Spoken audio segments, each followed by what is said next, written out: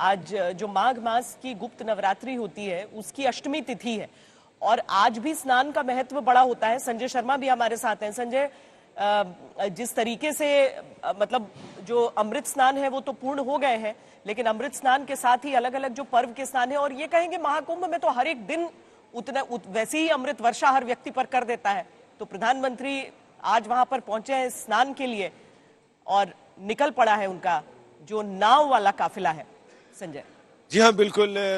चूंकि माघ मास ये 4 नवरात्रियां होती हैं, जिसमें से 2 नवरात्रियां तो हम सेलिब्रेट करते हैं, लेकिन 2 गुप्त नवरात्रि होती है, आषाढ़ की और माघ की। तो माघ मास की जो नवरात्रि है, गुप्त नवरात्रि, और गुप्त नवरात्रि की ये सप्तमी तिथि है। और सप्तमी तिथि की हम बात करें तो इसमें भी जो गुप्त यहाँ पर सरस्वती है, उस सरस्वती का प्राकट्य ऐसा मानते हैं कि सप्तमी महासप्तमी को और इन जो गुप्त नवरात्रे हैं उनमें वो प्रकट होती हैं। तो ऐसे भी महालक्ष्मी, महासरस्वती और महाकाली, इनकी पूजा ही आराधना की जाती है। तो महासरस्वती उनमें प्रथम पूजित है और प्रधानमंत्री नरेंद्र मोदी इसी शुभ अवसर पर स्नान करने जा रहे हैं। तो अब उनकी नाव धीरे धीरे संगम की ओर, तट नहीं, संगम तो वो बीच की जगह है जहां गंगा, यमुना और सरस्वती तीनों का संगम होता है, और वहां प्रधानमंत्री नरेंद्र मोदी उतरेंगे। उतरने के पहले सबसे पहले जो परंपरा रही है, भारतीय परंपरा में, पहले किसी भी नदी में पांव नहीं डाला जाता, क्योंकि वो एक तरह से पूर्ण सम्मान, पूर्ण समर्पण नहीं है। सबसे पहले उनको नमस्कार किया जाता है, उनके जल का आचमन किया जाता है, उनकी आज्ञा ली जाती है, और उसके बाद फिर कोई भी व्यक्ति, श्रद्धालु गंगा जी में प्रवेश करता है और फिर स्नान करता है। जो सिद्धों की बात करें और इनकी बात करें तो गंगा में स्नान के पहले घर से स्नान करके आना चाहिए। और साथ ही ये भी कहा जाता है कि गंगा में स्नान करते समय आदमी को अपने शरीर पर हाथ भी नहीं लगाना चाहिए, सीधा डुबकी लगानी चाहिए और डुबकी लगाकर फिर उसे बाहर निकल जाना चाहिए, क्योंकि अपने पितरों का स्मरण करना चाहिए, देवताओं का स्मरण करना चाहिए, ऋषियों का स्मरण करना चाहिए, जिनकी वजह से गंगा की पवित्रता कायम है। क्योंकि ये कहा जाता है कि गंगा ने जिस समय स्वर्ग से ईश्वर ने उनको भेजा, गंगा ने कहा सारे लोग मुझ में अपने पाप धोएंगे तो मैं शुद्ध कैसे रह पाऊंगे।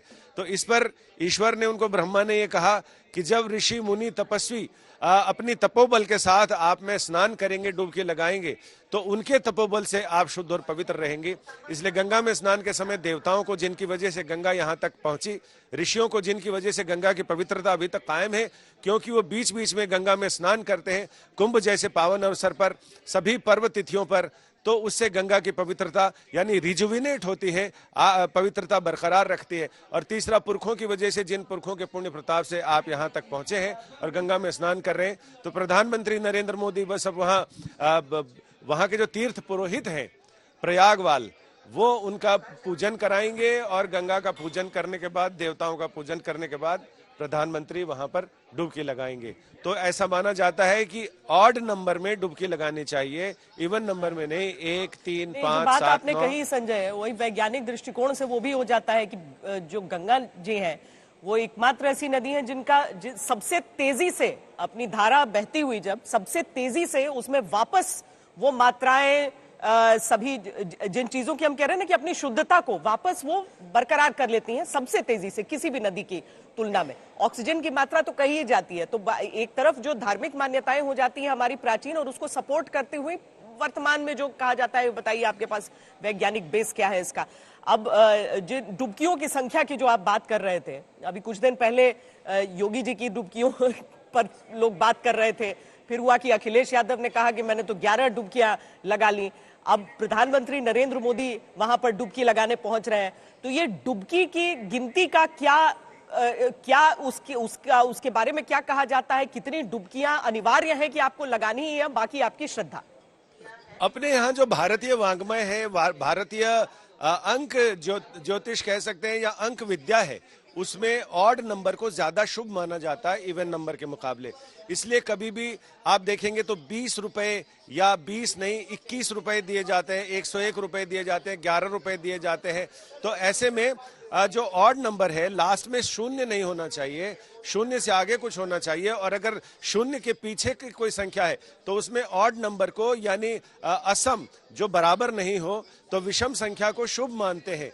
इसलिए आप देखें जो भी बड़े संस्कार होते हैं 1 वर्ष में, 3 वर्ष में, 5 वर्ष में, 7 वर्ष में, मुंडन है, यज्ञोपवीत है, ये सारे संस्कार जब उम्र के ऑड नंबर होते हैं, वर्ष होते हैं, उस समय वो किए जाते हैं, तो उनको हमेशा शुद्ध और बहुत ही ऑस्पिशियस पवित्र माना जाता है, उनको सौभाग्यशाली माना जाता है।